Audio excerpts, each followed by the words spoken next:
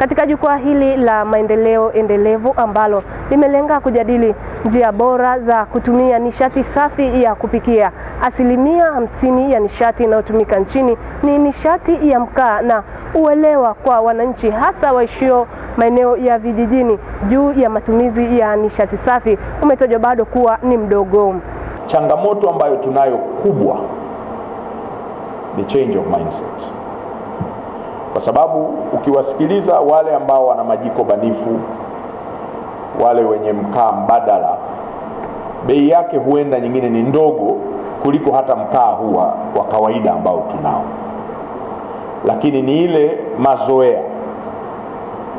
Wanasema culture eats strategy for breakfast. Kwa maana if you do not change behavior, if you do not change mindset or how people think towards something, always you'll find barriers. And no matter what strategy you have, you would not be able to achieve it. Sasa hapa tunaweza tukawa kwenye kongamano hili, tuna minds nzuri, tuna mawazo mazuri, na tuna ile political will, lakini kama hatutojikita katika kuchange mindset za wananchi, hasa wale walio vijijini, always tutahit a brick wall.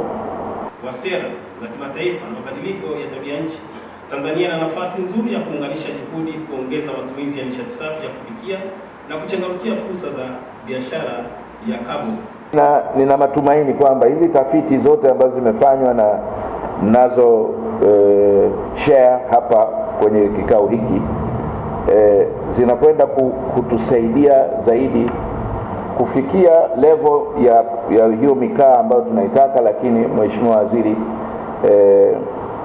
kuwa na uwezo wa kutengeneza mkaa wa kutosha ili uweze kushindana na kiwango na wingi wa mikaa ile ya hapa.